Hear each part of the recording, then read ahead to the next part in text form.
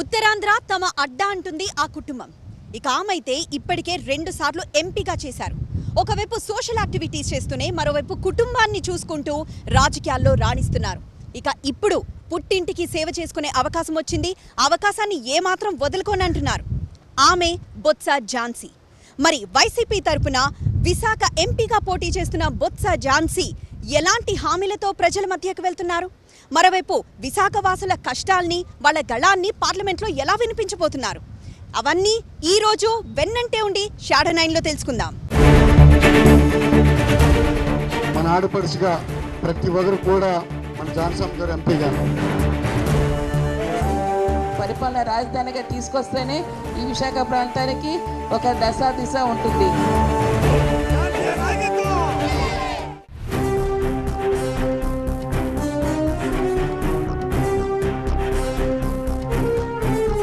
మనం బొత్స ఝాన్సీ గారిని కలవడానికి ఆవిడ ఇంటికి వచ్చాము. మరి కాసేపట్లోనే ఆవిడ ప్రచారానికి వెళ్ళబోతున్నట్లు తెలుస్తోంది. సో ఒకసారి వెళ్ళి కలుద్దాం.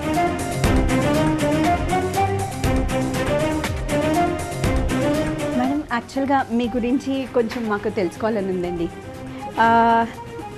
అంటే మీరు బాగా విద్యావంతులు. ఎంత అనంటే 3rd PhD చేస్తున్నారని విన్నాము. నిజమేనా? నిజమే. అంటే కుటుంబాన్ని చూసుకుంటూ, లేకపోతే మీరు సోషల్ యాక్టివిటీస్ చేస్తూ ఉంటారు. కుటుంబాన్ని చూసుకుంటూ, సోషల్ యాక్టివిటీస్ చేస్తూ, రాజకీయాల్లో రాణిస్తూ, ఇంకో పక్క చదువు. అది ఎలా పాసిబుల్ అవుతుంది? మీకు అంత టైం ఎక్కడ దొరుకుతుంది? ఉన్న టైంలోని కొంత టైం మనం చేయాలనుకునే ఉంటే తప్పకుండా దానికి టైం మనం పని చేసుకోవచ్చు. ఉమెన్ ఎంపవర్మెంట్కి మీరు నిజంగా అది ఒక ఎగ్జాంపుల్గా నిలుస్తున్నారు. సోషల్ యాక్టివిటీస్ కూడా మీరు చేస్తూ ఉన్నారండి. సోషల్ యాక్టివిటీస్ అంటే ఎలాంటివి చేస్తూ ఉంటున్నారు? మ్యారేజెస్ అయితే పేదవారి ఇంటికి వాళ్ళకందరికీ పెళ్ళికి సంబంధించినవన్నీ కూడా ఇచ్చి చేయటం. కష్టం ఉందంటే వాళ్ళ హెల్త్ బాగోలేదంటే చూసి చేయటం. అట్లాంటి వాటితో పాటు ప్లాంటేషను అలాంటివి కూడా చేయటం. మనవన్నీ స్ట్రీట్స్ ఉన్నవన్నీ మన పని మనం చేసుకొని అలాంటివన్నీ వాటిలో కూడాను యాక్టివ్ పార్టిసిపేషన్తో పాటు. వండర్ఫుల్ అండి. మహిళలు తలుచుకుంటే కుటుంబాన్ని, ఒక పక్క చదువుని, ఒక పక్క రాజకీయాల్ని అన్నీ ఒక్కొక్క వేలితో అసలు అలా చక్కబెట్టేయగలరంటాను. మీరు బెస్ట్ ఎగ్జాంపుల్ మేడం. అసాధ్యం అనేది ఇది ఉండదు. కుటుంబ సహకారం ఉంటే మరింత వేగవంతంగా విజయవంతంగా చేయగలుగుతాం. అటువంటి కుటుంబ సహకారం నా జాయింట్ ఫ్యామిలీగా, నా హస్బెండే కాదు, నా పిల్లలే కాదు, నా ఫ్యామిలీ అంతా కోఆంటీస్ కూడా ఉన్న కుటుంబం.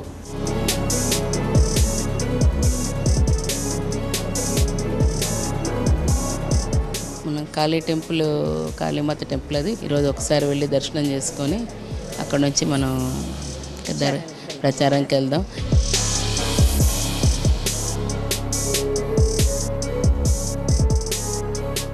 సో ఝాన్సీ గారు, చాలామంది మిమ్మల్ని కలవడానికి వస్తున్నారు.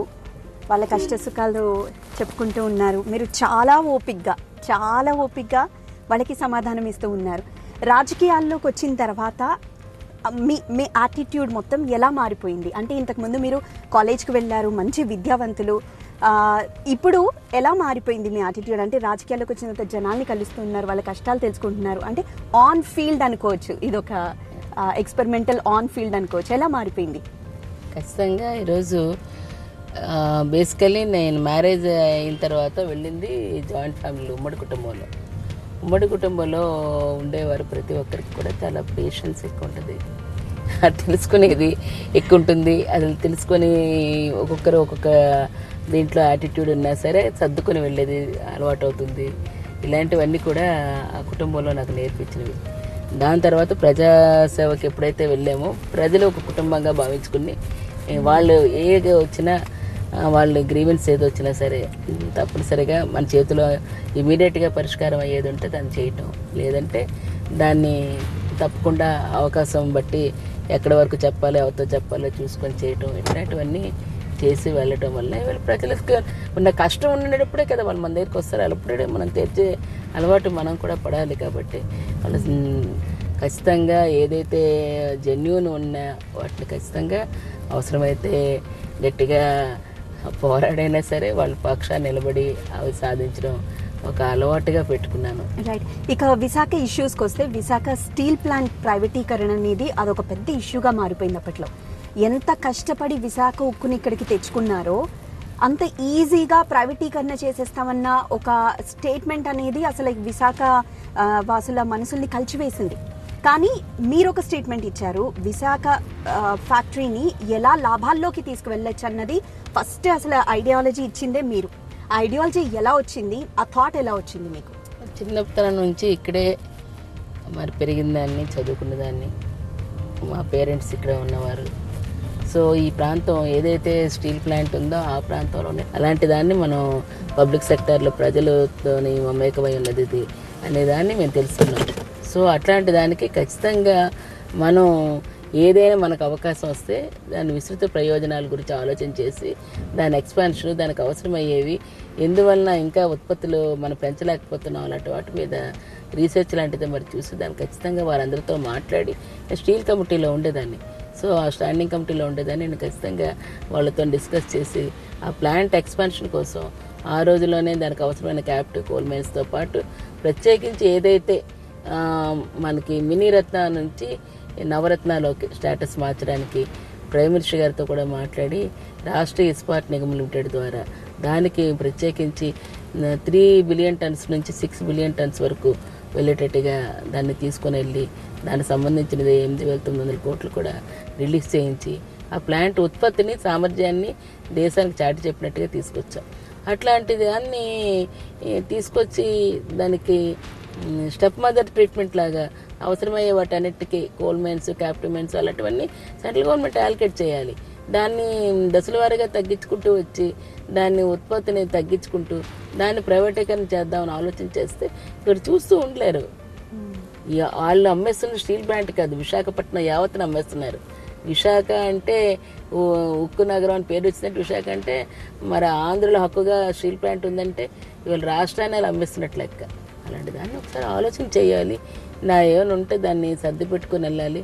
దాన్ని సర్వేలు అయ్యేటట్టుగా దాన్ని ఇంకో దానిలోకి నన్ను ఖచ్చితంగా విలీనం చేసే మార్గమైనా ఆలోచన చేయాలి.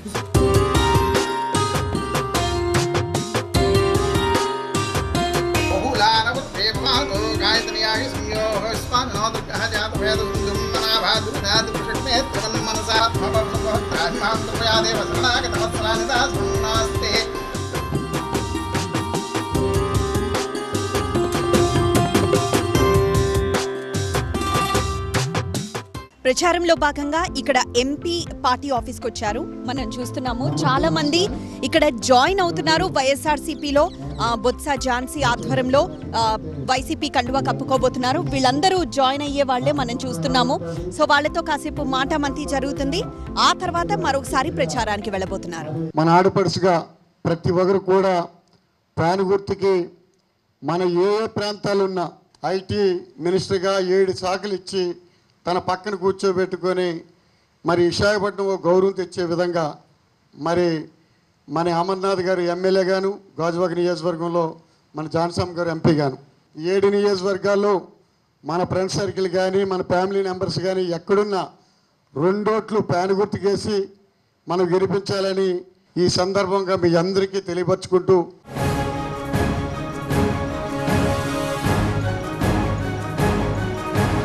మాకు రాజశేఖర రెడ్డి గారు ఇచ్చారు, జగన్మోహన్ రెడ్డి గారు నిలబెట్టారు. 4% రిజర్వేషన్ అనేది ఎక్కడ ఏ రాష్ట్రంలో లేదు. ప్రత్యేకమైన రిజర్వేషన్ని మన ఆంధ్ర రాష్ట్రంలోనే మన దగ్గరే దాన్ని ఈరోజు తీసుకొని వెళ్తున్నాము. అంతేకాకుండా మరి గతంలో కూడా జంజం జలాలని మనకి ఎక్కడి నుంచి మక్కా నుంచి తీసుకొచ్చే వాటికి ఫ్లైట్లో అలౌ చేసేవారు కాదు. నేను పార్లమెంట్లో ప్రస్తావన చేసి ఫ్లైట్లో అలౌ చేయమని చెప్పి అక్కడి నుంచి వచ్చినట్టుగా కూడా నేను మాట్లాడి తీసుకురావడం జరిగింది. అప్పటి నుంచి ఇవ్వటం ఎయిర్ ఇండియాతో పాటు మిగిలిన ఫ్లైట్స్ అన్ని కూడా అలౌ చేయాలని గట్టిగా పార్లమెంట్లో వాదించేయడం, అలాగే సత్చార కమిటీలో ఉన్న వాటన్నిటి కూడా ఇంప్లిమెంట్ చేయమని మాట్లాడడం, ఆ బిల్స్లో కూడా అవన్నీ ఎప్పుడు కూడా నేను ముస్లిం సోదరుస్కి ఎక్కడున్నా సరే మీ సోదరిగా ఆ కష్టాల్లో పాలు పంచుకుంటూ చేసుకున్నవి. తప్పనిసరిగా మీరు ఈవేళ జగన్మోహన్ రెడ్డి గారికి మరి వారు నిలబెట్టిన ఎంపీగా మీ ఆడపడుచుగా నాకు ఒక అవకాశాన్ని మీరు ఏది ఉన్నా సరే సమిష్టిగా కలిసికట్టుగా ఈ విశాఖ అభివృద్ధికి మీరు భాగస్వామిగా ముందుకు వచ్చినందుకు మనస్ఫూర్తిగా ధన్యవాదాలు తెలియజేసుకుంటూ తప్పకుండా మీ నమ్మకాన్ని నిలబెట్టే విధంగా ఎప్పుడు ఈ ఝాన్సీ పనిచేస్తుందని మరొకసారి సంక్షేమ అభివృద్ధితో పాటు విశాఖ ఈవేళ మన పరిపాలన రాజధానిగా తీసుకొస్తేనే ఈ విశాఖ ప్రాంతానికి ఒక దిశ ఉంటుంది. దాంట్లో యువత ప్రధాన పాత్ర వహించాలి. అట్లాంటి యువశక్తి ఈరోజు ముందుకొచ్చింది. ఖచ్చితంగా ఇది జగనన్నకి తోడై రేపు రానున్న రోజుల్లో వారు ముఖ్యమంత్రిగా మళ్ళీ వస్తారు. ఇక్కడే ప్రమాణ స్వీకారం చేసే దిశగా మీ అందరి కృషి ఉండాలి. మా అందరి తాలూకా భవిష్యత్తు ఖచ్చితంగా తీర్చిదిద్దే విధంగా ఈవేళ విశాఖని పరిపాలన రాష్ట్ర పట్టు మహానగరంగా తీర్చిదిద్దుకోవాలి.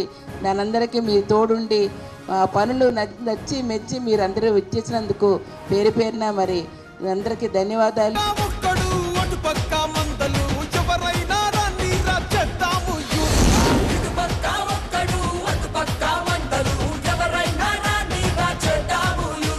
వైఎస్ఆర్సీపీలో జాయిన్ అయ్యారు అంటే ఏది మిమ్మల్ని ఆకర్షించింది పార్టీలో జాయిన్ అవ్వడానికి? ఇదివరకు పథకాలన్నీ కూడా మేము అనుభవిస్తున్నాం మేడం. ఫ్యామిలీ పరంగాను వ్యక్తిగతంగాను కూడా మేము అనుభవిస్తున్నాము. వాటిలో ఉన్న అనుభవాలు కూడా మాకు తెలుసు కనుక మేము ఇందులో జాయిన్ అయ్యాం మేడం. అందరం కలిసికట్టుగా చేస్తే ఇంకా మా ప్రాంత అభివృద్ధి కావాలి. అటువంటి దానికి మీ వంతు సహాయ సహకారాలు కావాలంటే ఖచ్చితంగా 100కి 100 రూపాయలు కూడా మా నాయకుడు చెప్పింది అదే, మేము చేస్తున్నది అదే. ఖచ్చితంగా ఏది ఉన్నాయో 10 మందికి పనికొచ్చే పని ఏది చెప్పినా దాన్ని చేయడానికి నేను సిద్ధంగా ఉంటాను. మీ కష్టం ఉందంటే ఆ కష్టానికి మేము నిలబడతామని చెప్పేసి వారు చెప్పడం జరిగింది. ఈరోజు ఆ దిశగానే అందరం కూడా కలిసికట్టుగా అన్ని ప్రాంతాల్లో కూడా ఇంకా ఈరోజు మళ్ళీ తిరిగి జగన్మోహన్ రెడ్డి గారు మళ్ళీ ఈరోజు రావాలి. ఈరోజు దానికి రావాలంటే ఇక్కడ పోటీ చేసిన శాసనసభ్యులందరూ గెలవాలి. అంతేకాకుండా ఎంపీగా మరి స్థానికంగా ఉన్న సమస్యలను తీర్చాలంటే పార్లమెంట్లో వారిని వినిపించాలంటే దానికి అవకాశం కూడా ఇవ్వాలంటే ఈరోజు వారందరూ కూడా అటు ఎమ్మెల్యేని ఎంపీని గెలిపించడానికి వారందరూ కూడా ఈరోజు స్వచ్ఛందంగా ముందుకొచ్చారు. సో చూసాం కదా, పదుల సంఖ్యలో చాలా మంది ఇక్కడ వైఎస్ఆర్సీపీలో జాయిన్ అయ్యారు. ఇప్పుడు ఎస్కోటకి వెళ్ళిపోతున్నాం. ఎస్కోటలో ప్రచారం నిర్వహించబోతున్నారు బొత్స ఝాన్సీ. సో ప్రస్తుతం అందరూ ఎవరైతే జాయిన్ అయ్యారో వాళ్ళందరూ పార్టీ సభ్యత్వాన్ని తీసుకోబోతున్నారు. ఇక బొత్స ఝాన్సీ ఇప్పుడు ఎస్కోటకి ప్రచారంకి వెళ్ళబోతున్నారు.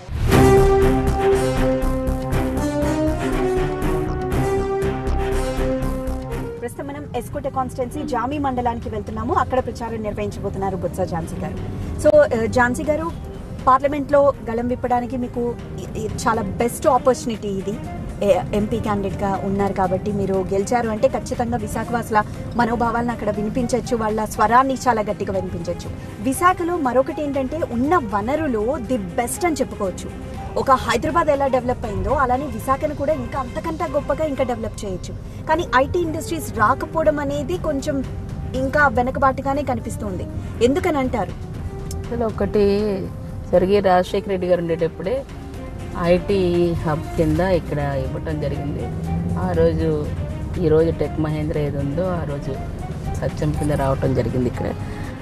దాని తర్వాత ఫర్దర్ దీంట్లో రావడానికి అయ్యేటప్పుడు ఈ గ్యాప్లోని మళ్ళీ ప్రభుత్వం అంతా తెలియంది కాదు. నెక్స్ట్ తెలుగుదేశం ప్రభుత్వం రావటం, ఆ టైంలో ఒక్కటి కూడా పరిశ్రమలు కానీ ఐటీ వాటి గురించి కానీ అసలు దాన్ని పట్టించుకోకపోవటం అనేది దురదృష్టకరం.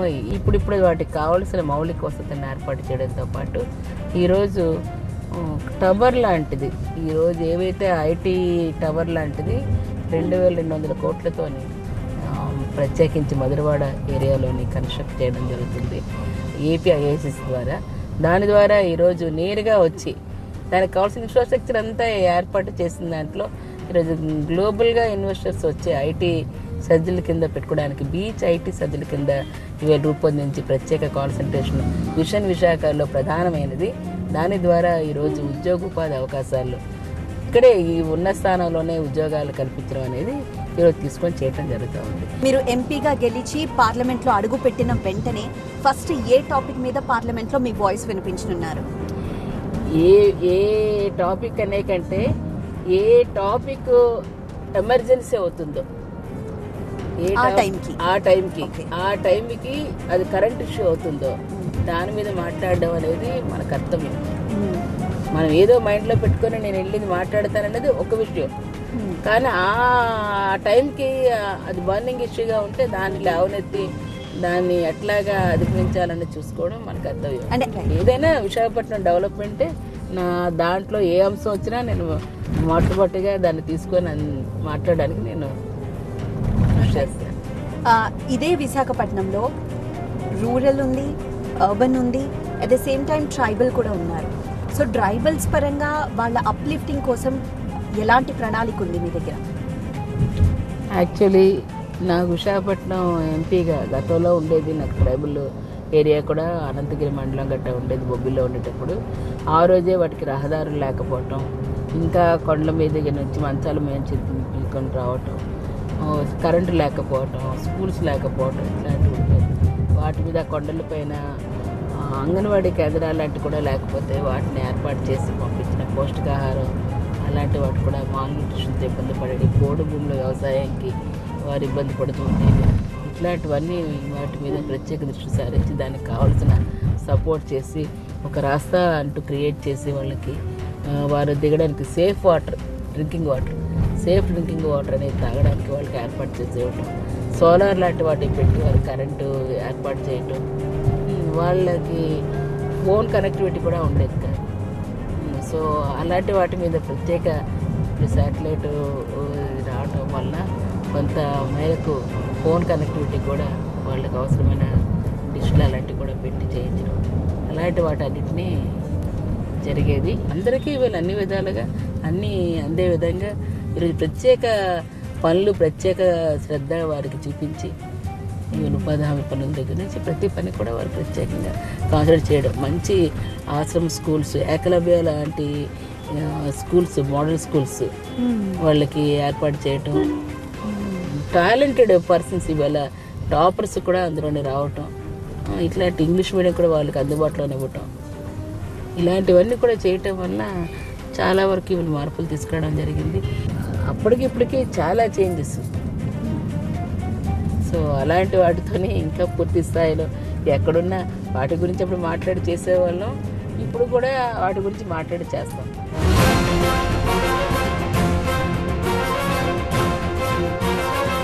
సో ఎర్రవానిపాలెం దగ్గరికి చేరుకున్న తర్వాత ఇక్కడ కొంతమంది ఆవిడ కార్ని ఆపి మరీ బొత్స ఝాన్సీతో మాట్లాడేందుకు ప్రయత్నిస్తున్న దృశ్యాన్ని ప్రస్తుతం మనం చూస్తున్నాం. హారతి పట్టి వాళ్ళకున్న సమస్యలు, ఈ బిల్డింగ్ ఏదైతే ఉందో దానికి నిధులు నెక్స్ట్ మీరు కనుక గెలిచిన తర్వాత ఆ నిధులు కేటాయించమని వారు కోరుతూ ఉన్నారు.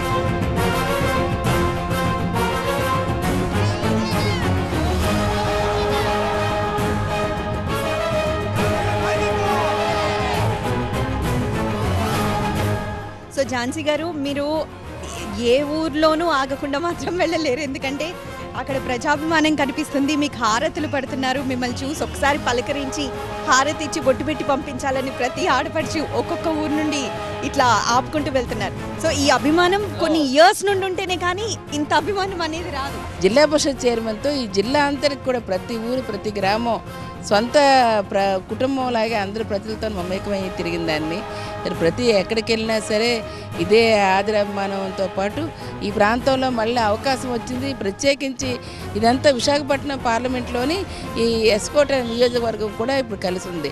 ప్రత్యక్షంగా మేము మీకు ఎంపీగా ఓటేయడానికి మాకు ఒక అవకాశం దొరికిందనే అటువంటి సంతోషంతో మేము ఖచ్చితంగా మీ పట్ల ఉంటామనే అభిమానంతో ఇక్కడ అన్నదమ్ములు, అక్క చెల్లెలు అందరూ కూడా కలిసి మరి ఈరోజు అభిమాన స్వాగతం పలుకుతున్నారు.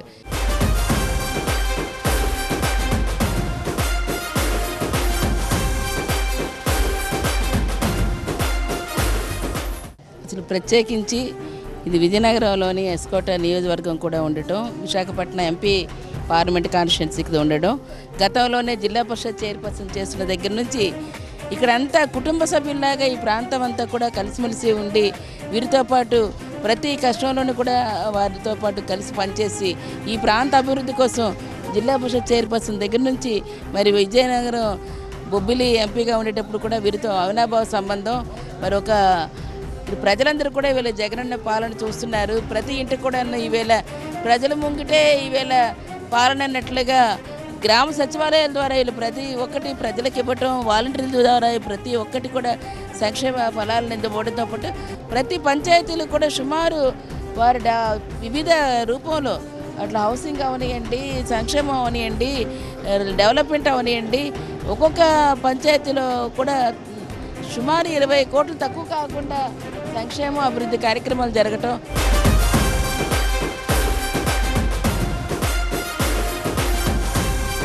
సో అది విశాఖ ఎంపీ అభ్యర్థిగా పోటీ చేసిన బొత్స ఝాన్సీ ఒకటే చెప్తున్నారు.